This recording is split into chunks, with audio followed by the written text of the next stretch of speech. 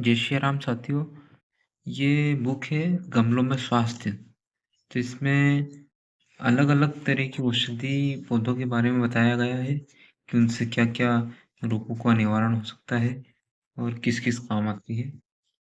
ये इसका प्रकाशन हुआ है युग निर्माण योजना विस्तार ट्रस्ट, गायत्री तपोभूमि, मथुरा 3। तो इसमें हम डेली एक वीडियो लाएंगे जिसमें एक पौधे के बारे में मैं आपको डिटेल में बताऊंगा। तो चलिए साथियों, गमलों में स्वास्थ्य शुरू करते हैं। सबसे पहला नाम है अतिबला। इसको हिंदी में कंघी बोलते हैं, बंगाली में बेटारी, मराठी मुद्रिका, जब पंजाबी में पीली बुट्टी, गुजराती में कांस्की, कन्नड़ में श्री मुद्री गिड़ा, तेलुगु में तुतुरु बैंड, तमिल में तुत्ती और इंग्लिश नेम है इसका इंडियन मेलो। अब इसकी प्राप्ति स्थान है, यह वनस्पति लगभग सभी गर्म प्रदेशों में जंगली स्वरूप में मिलती है। मतलब गर्म प्रदेश होते हैं उनमें जंगली स्वरूप में आसानी से मिल जाती है। इसकी पहचान करनी हो तो यह सूप स्वरूप का झाड़ीदार पौधा है जिसकी ऊंचाई लगभग 3 से 4 फुट, किंतु पुख्तावस्था में पहुंचने तक यह 6 से 7 फुट तक ऊंचा हो जाता है। मतलब 3-4 फुट ऊंचाई होती है, लेकिन पुख्तावस्था जो में पहुंचने तक यह 6 से 7 फुट तक ऊंचा हो सकता है। इसके सभी अंग सफेद रुई जैसे मखमली रोम से आच्छादित रहते हैं।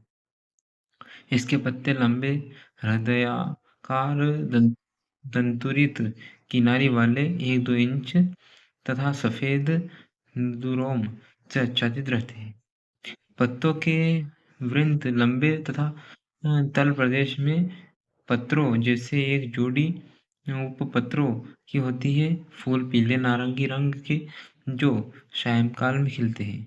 इसके फूल पीले नारंगी रंग के होते हैं जो शाम के समय खिलते हैं। इसके फल गोल, चक्राकार एवं कंघी की तरह होते हैं। इसके जो फल होते हैं वो गोल चक्राकार होते हैं और कंघी की तरह होते हैं। चिकित्सा में उपयोगी अंग, इसके जो अंग है वो चिकित्सा में उपयोगी होते हैं, जैसे मूल, पत्ते, पुष्प तथा बीज। इसके मूल वातहर एवं मूत्र जनन, बीज मृदुरेचन, कासहर, छाल, वेदनाहर एवं मूत्र जनन। प्रयोग, इसका प्रयोग कैसे करना है? तो पहला, मूत्रकृच्छ, मूत्रावरोध तथा रक्त मूत्र में मूल का क्वाथ बनाकर पीने से लाभ होता है। जो मूल होता है इसका उसका क्वाथ बनाकर पीने से लाभ होता है। क्वाथ बनाकर आप पी सकते हैं, इससे आपका लाभ हो सकता है। दूसरा है प्रमेह में इसकी जो छाल होती है उसका दूध तथा चीनी में उबालकर छानकर पीने से पेशाब साफ होता है। इसकी छाल दूध तथा चीनी में उबालकर इसकी छाल को दूध और चीनी में उबालकर छानकर पीने से पेशाब साफ होता है। फिर तीसरा है गर्भपात। गर्भपात रोकने के लिए कंघी के मूल को काते हुए सूत में बांधकर उसको स्त्री की कमर में बांधने से गर्भपात नहीं होता। ठीक। चौथा है सर्वविष में इसके मूल को चबाकर खाने से अथवा कंघी के पत्रों का स्वरस पीने से लाभ होता है। सर्वविष में भी इसका जो मूल है उसको चबाकर खाने अथवा कंघी के पत्रों का स्वरस पीने से लाभ होता है। पांचवा है रक्त प्रदर में कंघी के मूल को जल में घोंटकर इसमें चीनी डालकर पीने से या इसके पत्रों के रस में नाग केसर का चूर्ण डालकर पीने से प्रदर में लाभ होता है।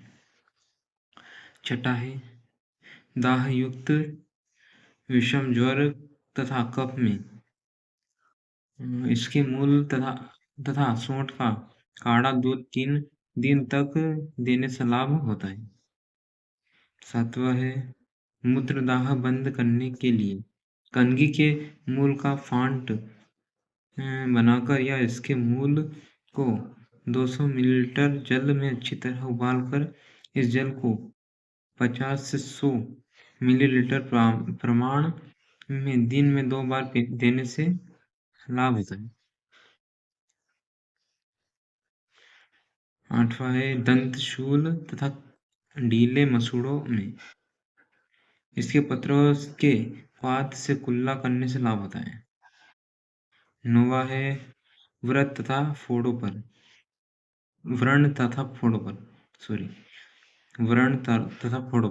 इसके पुष्प तथा पत्रों को पीसकर इसे लेप करने से लाभ होता है। 10वां नपुंसकता तथा आलस्य में नपुंसकता और तथा आलस्य में भी इसका जो बीज है उसका चूर्ण देने से लाभ होता है, जिससे नपुंसकता दूर होती है। 11वां पित्तातिसार में पत्रों के रस में घी मिलाकर सेवन से लाभ होता है।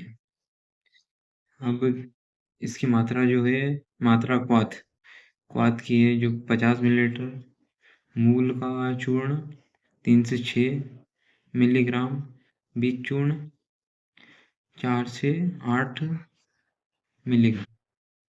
तो दोस्तों ये था अपना अतिबला कंघी और इंग्लिश में बोल सकते हैं इसको इंडियन मेलो।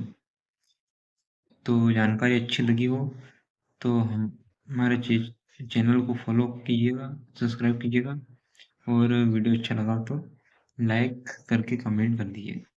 धन्यवाद।